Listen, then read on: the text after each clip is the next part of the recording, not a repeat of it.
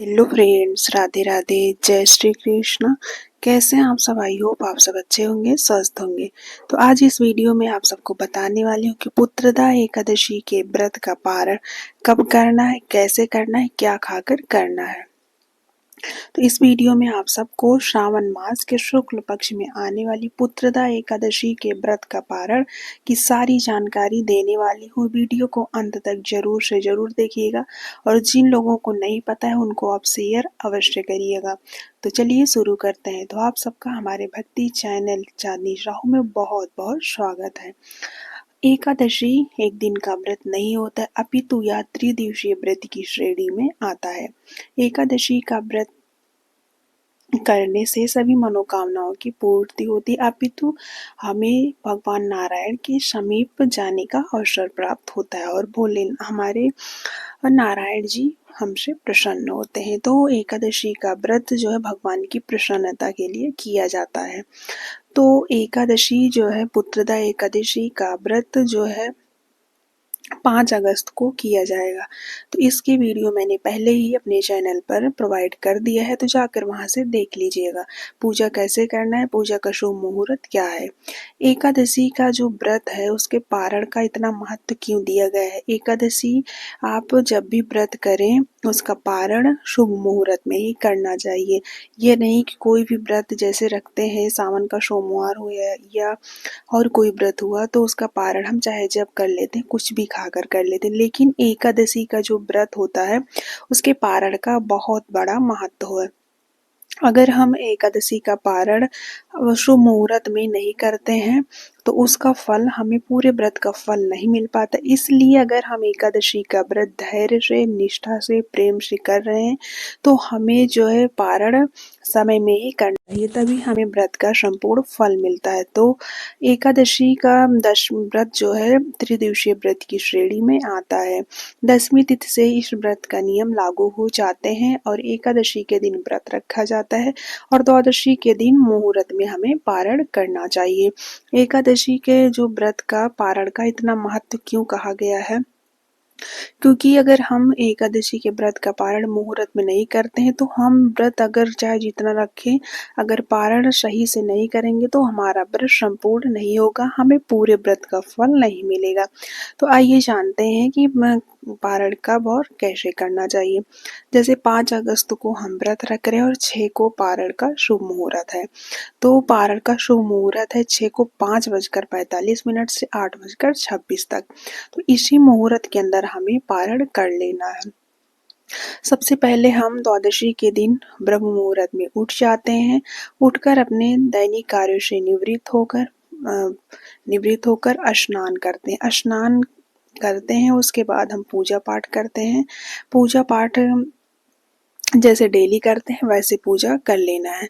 उसके बाद अगर हो सके तो आप स्नान करने के बाद जो है आप कुछ मीठा बना लीजिए, जैसे खीर बना लीजिए, हलवा बना लीजिए या फिर सात्विक भोजन दाल चावल सब्जी रोटी ही बना लीजिए।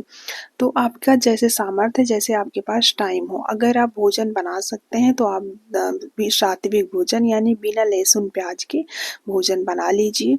उसके बाद जो है अगर आपके यहाँ लड्डू गोपाल हैं, शालिग्राम है, तो उन्हें ये भोग चढ़ा देना है। उसके बाद जो है जो भोग आप लड्डू गोपाल को चढ़ाएंगे उसके बाद आपको उसमें से थोड़ा सा आपको भोग का 3 हिस्सा कर लेना है। एक हिस्सा अपने लड्डू गोपाल को भोग लगा देना है और दूसरा हिस्सा है कि ब्राह्मण को घर बुला सकते हैं तो ब्राह्मण को घर बुलाकर उन्हें जो है आप भोजन करा सकते हैं, और नहीं करा सकते हैं तो आप जैसे गाय को ही खिला दीजिए।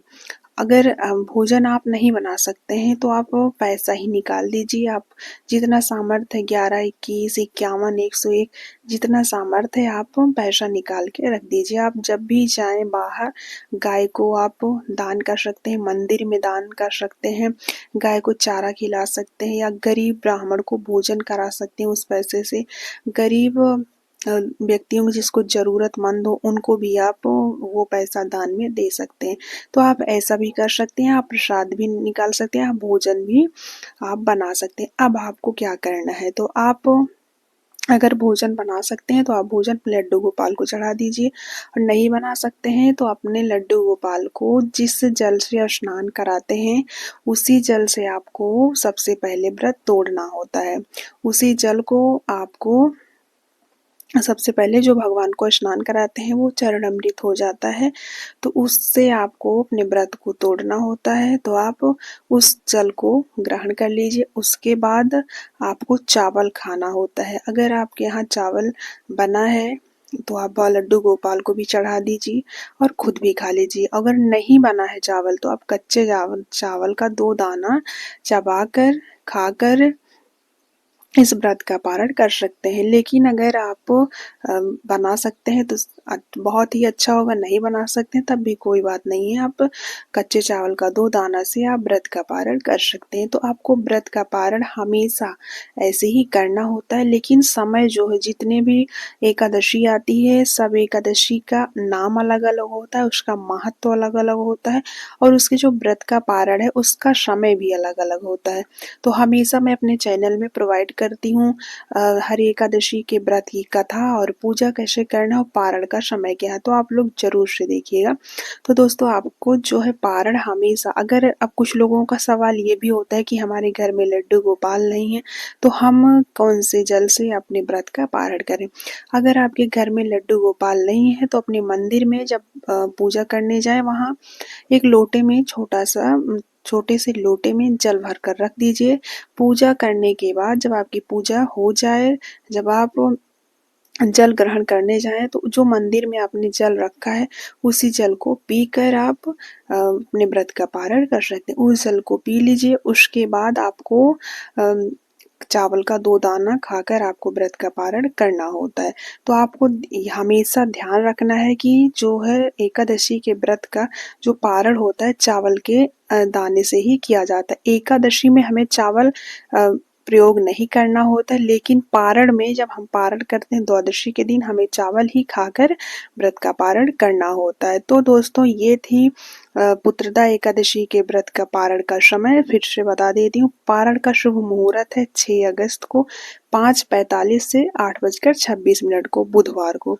इसी समय के अंदर आपको व्रत का पारण कर लेना। जैसे मैंने आपको बता दिया है कि व्रत का पारण कैसे करना है, क्या खाकर करना है, तो सारी जानकारी आपको इस वीडियो में मैंने दे दी है। तो व्रत का पारण आपको मुहूर्त में ही कर लेना है, और मुहूर्त के अंदर ही पारण करने से आपको व्रत का संपूर्ण फल मिलता है। तो आप सभी को मेरी तरफ से आने वाली पुत्रदा एकादशी की अनंत और अनंत शुभकामनाएं। मिलते हैं नेक्स्ट वीडियो में। राधे राधे, जय श्री कृष्णा, हर हर महादेव।